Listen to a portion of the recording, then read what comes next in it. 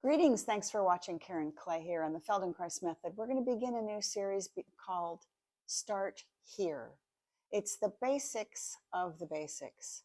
So when we think about movement, there are just a few patterns that all movement is organized around. There's millions of combinations, so we have a lot of variety in our movement, but developmentally, these four movements really are the underpinnings. They're the ABCs of the movement alphabet, or the movement, alphabet. So take a look at this. I hope that you can see this. So we have flexion, which is bending forward, extension, which is bending backward, side bending, which is bending to the side, and then rotation. Seems pretty simple, huh? But they make up our movement language. And if we're going to study movement and if we're going to improve movement, then we need to really look at the basics. And so this will be a place that new people can come to start out their work on this channel. So we're going to begin today with pelvic clock. And I have an image for you here. First of all, we do a lot of our work lying in this position. And so here's a way for you to envision how your femur bones are actually going into your pelvis and into your hip joint in this relationship to gravity. It's radically different than being in standing or even being in sitting, because the weight of the femur bone with gravity is going into the hip joint. And we're going to be moving the pelvis around these stable femur bones in a clock-like manner.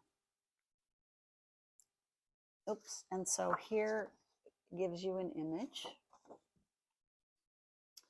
of you lying down with a clock beneath you, 6 at your foot, 12 at your lower back, 3 on the left side, 9 on the right side. Here's another tiny, and that one's not very good. Here's another image that you can probably see pretty well. So 6 is at your tail, 12 is up at your lower back, and 9 is at your left side, and 3 is right side, and 3 is on your left side. So if you were to look at me lying on a clock, I would be lying, I'm not going to break the clock, but I would be lying on the clock this way. Another way to think of it is that you are the clock. You're not looking at the clock, but you are the clock. So go ahead and begin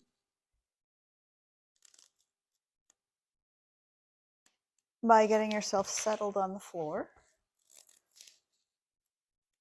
And notice what you notice, particularly with this lesson about the lower back. So do you notice the weight of your pelvis, and do you notice how your pelvis becomes your lower back and whether there's an arch in your lower back? Is that arch common for you to feel? Does it feel like it's very arched or only slightly arched? Could you slide your whole hand under that space? Go ahead and try. See how far you can get your hand under your lower back. And then try this. Please bend one leg and the other leg so that your feet are standing about hip width, pelvis width apart. Your feet standing. And now notice what happened to the weight of your pelvis, and notice what happened to your lower back. Is it flatter now? Is it harder to get your hand under there? Then lengthen your legs again. Sense what that does to the curve in your back. And then once again, draw your legs up again. So do that many times so that you can really sense what actually happens when you straighten your legs. So this would be the position that you're in when you're standing. This would be the position that you are in if you were a quadruped, a four-legged creature. So somehow it feels like the weight of the legs draw the front of the pelvis down. when they're lengthened on the floor and create more of a lower back arch. And when the legs are bent in this position, the reverse happens. So the lower back is a little easier. So now let's stay here. And please begin by imagining that you have a blanket underneath your feet and it's wrinkled. And you want to straighten it out a little bit. And the way that you want to straighten out is to draw it towards the top of your head, as if you were going to slide it to straighten it. You don't actually slide your feet on the floor, but you begin as if to draw your heels, to shorten the distance between your heels and the bottom of your pelvis. And you'll notice that what that does is increase the arch in your lower back. When you let go, and the back flattens ever so slightly. So repeat that many times, doing the movement from the sliding of the feet towards the pelvis, not by using the lower back muscles. So if you need to, put your thumbs in your lower back and make sure that those muscles are not creating this movement, but that it's coming, you're dragging yourself on the floor in that direction towards your feet. So I would recommend that you pause your phone now and do this movement many, many, many times slowly, and keep reducing your effort. Make it smaller and smaller and smaller till you can sense just the very, very beginning of that movement. And then when you're ready to come back, unpause your phone, and instead of drawing the carpet towards us, let's push the carpet away a little bit under our feet. Again, not by actually sliding a foot, but by acting as if. So you're creating some traction through the feet that causes now the lower back to flatten. So you can get your whole lower back on the floor. This does not involve abdominals. You could do this by tightening your abs to take a punch, but we want to be working skeletally and not muscularly. And so that means you do that movement of pushing the rug away underneath you. So that small movement happens.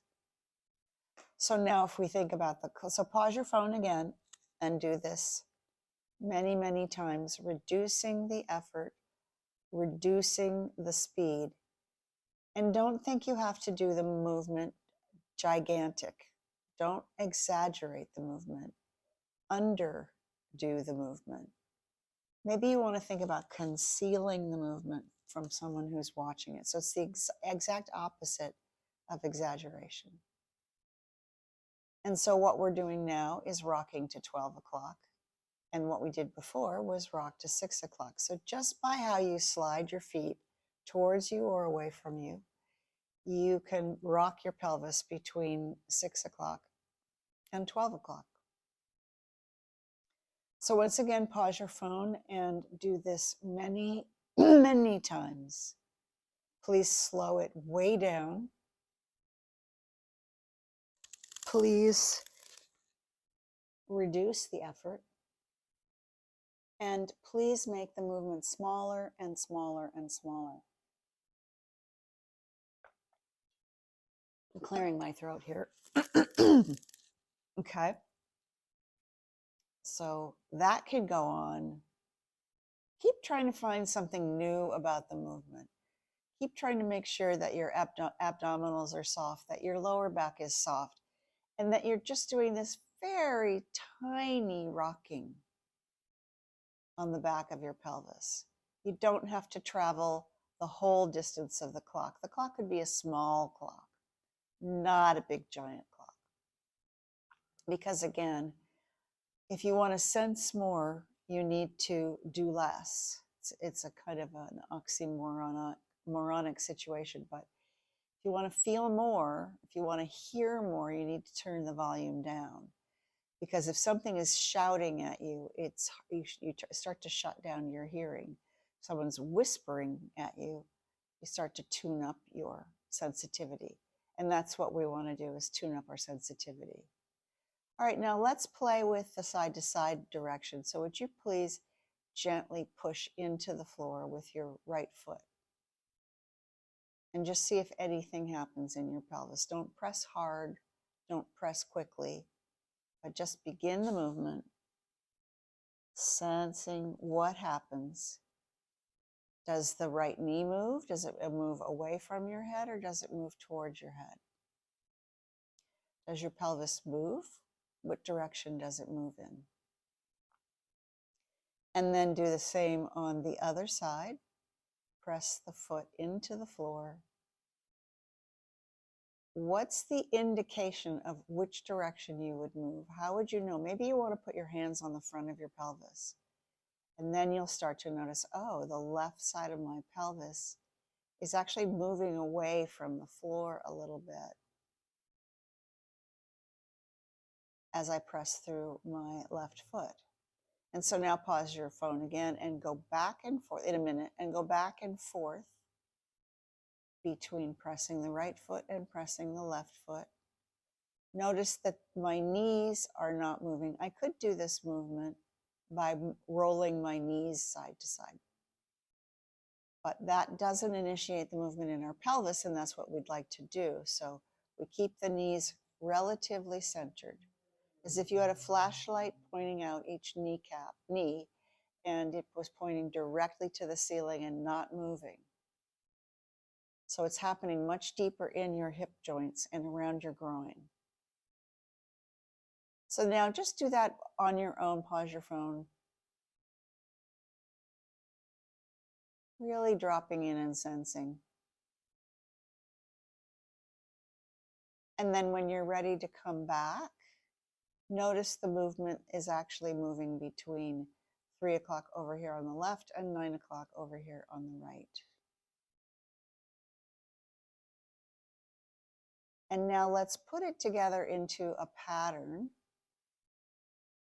So the first part of the pattern is to go to 6 o'clock by drawing the heels towards you. Then come back to center. Then push your left foot so you go, actually push your right foot so you go to 3 o'clock. Then press both feet away from you so you go to 12 o'clock, back to center, then press the left foot so you go right to 9. Back down to 6 by drawing the heels towards you. Over to 3 by pressing the right foot into the floor so you roll to the left side of the pelvis. Press both feet away from the top of your head to roll to 12 o'clock. Press the left foot to roll to 9 o'clock. And use your fingertips to make sure that you know where you're going as you continue to go around this cardinal points of this circle. So your touch can really help you. You'll notice if you put your hands on your pubic bone, you'll notice that your pubic bone is moving a lot. It's moving right and left, and it's also moving down and away from you, and then it's rolling towards you. So continue with that for as long as you're curious and you're finding new bits, making sure, really no kidding, keep reducing your effort, reduce your speed, reduce the size of the movement. And then we'll return to our baseline. So lengthen your legs on the floor. Notice if your pelvis is resting in a different place, what the size of your lumbar arch is, and then draw your legs up, slide them down. Noticing if you feel any ease in how your legs draw on your lower back and your pubic bone.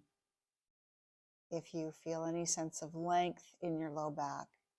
And we'll stop there so I don't keep you too long, but I would recommend that you work with this lesson quite frequently, and you can start to elongate it, making it last a little longer. And also then you can go from the center out to 12, and then out to 1, and back into 2, and back into 3, back into 4, 5, etc. So that would be the next step of the movement, is to go all the way out to each of the numbers on the clock so that you're becoming more refined.